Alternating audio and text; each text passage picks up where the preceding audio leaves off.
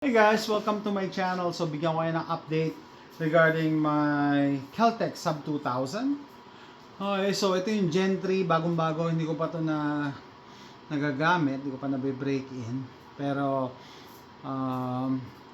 meron tayong bago sa, hindi ko pwede sabihin yung word alam niyo, nati-trigger si YouTube. Anyway, so if YouTube is watching, nothing is for sale in this post.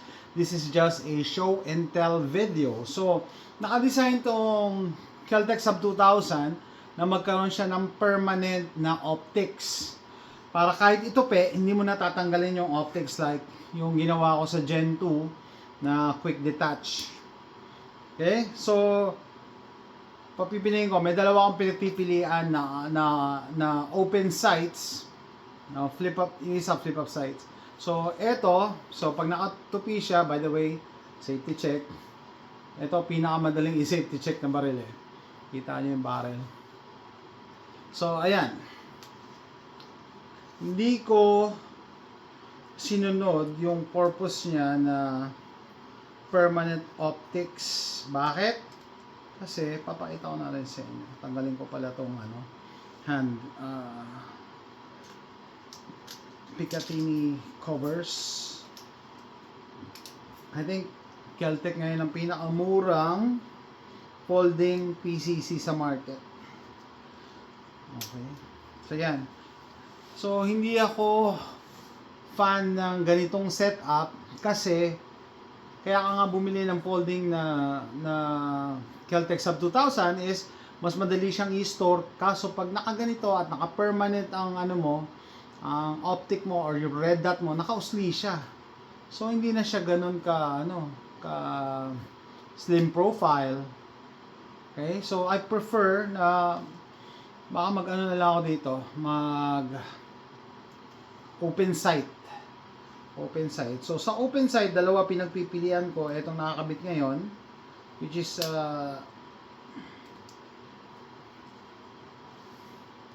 HK-ish na clone. Yan yung rear sight. Ito yung front sight. Hindi ko alam kung tama yung pagkalagay ko ng front sight, pero okay naman siya. Ganyan. Pwede naman siya. If it works, it works. So, hindi ko rin papakita paano. Ayan. So, ang Gen 3 kasi, natutwist yung yan. Maliban sa nagpo-fold, nagtutwist pa siya. Kaya, ito ang aking HK-ish na sight. So, original na HK, buo yan So, siguro, pero ito, metal to parehas. Front and rear. So, ito, mayroong biyak dito para hindi magreklamo ang HK. Okay? So, sa ganito, okay naman yung cheek weld ko. Okay? Yan, okay naman yung cheek weld. Kaya ako nagkaroon ng interest kumuha ng hindi ko pa ito na-finalize ko ano yung mas gusto ko Kaya ako nagkaroon ng interest sa HK na sight kasi na-realize ko lang lately na itong Sub 2000 pala may HK slap. Yan HK slap. Diba? And either way, left or right ang HK slap nito. So, sa kabila, charge. So, di ba? Parang it's fitting na nag-HK slap ka, may HK sights ka. So, actually, maganda ang HK na open sight. Kitang-kita. Tapos, ito lang adjustments mo. Kitang-kita naman yung gusto mong tamaan. Lalo na pang CQB, open sight, mas gusto ko open sight. Plus, hindi ka naman problema ng battery. Okay? And sa tingin ko, mas slim pa rin siya as compared na maglalagay ako dito ng red dot.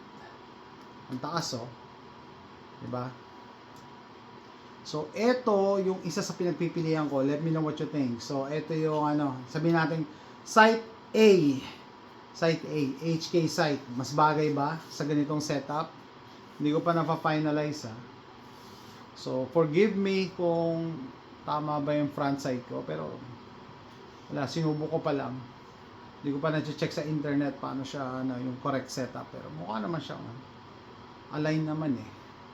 Sabi ko nga, if it works, it works. Okay? So, let me know what you think. Okay ba? Site A natin. Yung site B naman, syempre ayaw ni YouTube na pinapakita, paano nilalagay. Maano tayo.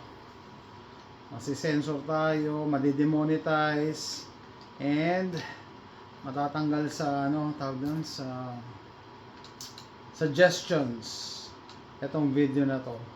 Yan hindi ko pinapakita YouTube So, comment down below anong gusto nyo, site A or site B. Ito yung site B, nakita kong sale to sa Amazon. Ang kagandahan nito mga sir, mga ma'am, flip up site siya, pero dual function siya. Yan. Kabit ko na nga, pero hindi ko papakita. Yan. Natin, parang mas naglilin ako dito sa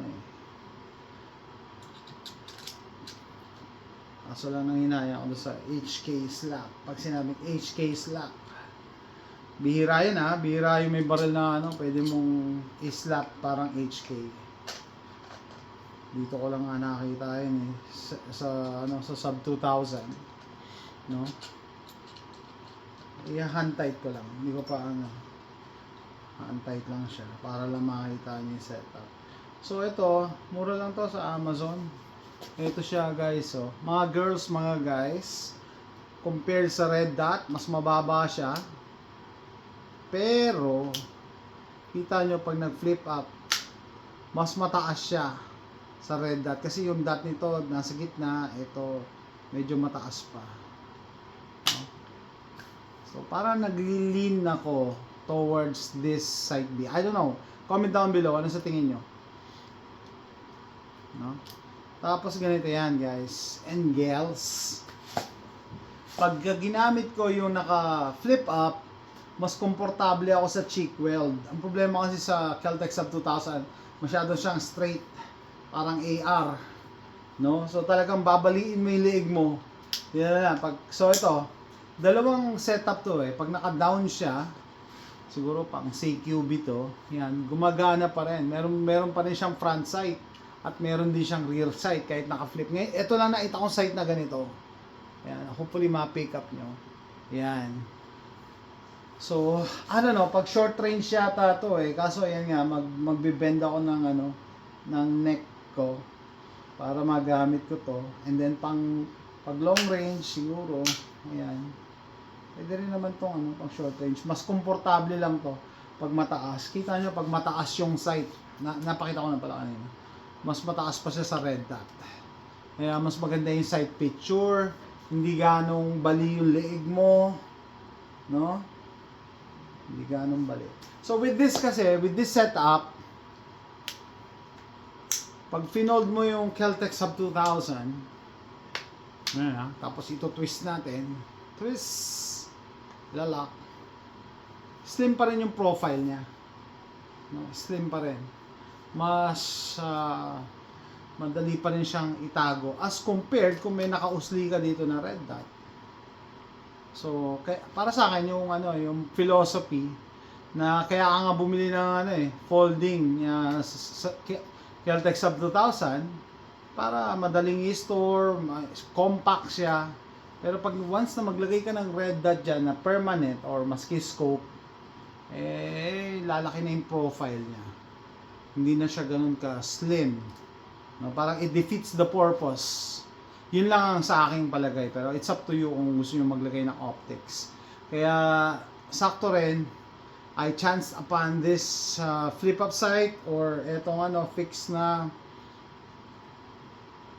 HK-ish na sight. Lalo na to metal, all metal. Kaya gusto ko rin, no? So parang okay din yung ganito nadalawang. So pag dineploy mo to,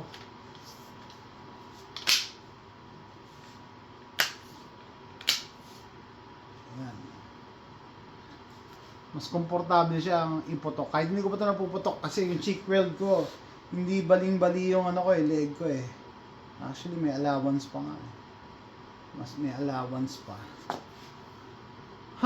So yan, separate video na lang. Gagawa rin ako ng comparison between the Gen 2 and this Gen 3. So for the meantime, namimili pa ako kung anong sight system gagamitin ko.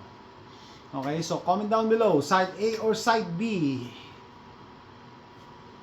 Flip up sight na polymer o all steel na HK sight clone. Pero mas mababa kasi ito eh. No? So mababa eh. Ito talaga, komportable. Hindi ko lang alam kung paano yung point of impact ng adjustment nito. So siguro pagdating ko na lang sa, pag nagpunta lang ako sa property. So ito siya. Kel-Tec Sub 2000. Okay, that's it guys. Bago ko makalimutan, yung mga nasa North America dyan, supportahan natin yung kababayan natin, Tito Boys Beef Jerky. TitoBoysJerky.com. Use my promo code PNYPrepper20, 15% off kayo. So, that's it guys. Thanks for watching.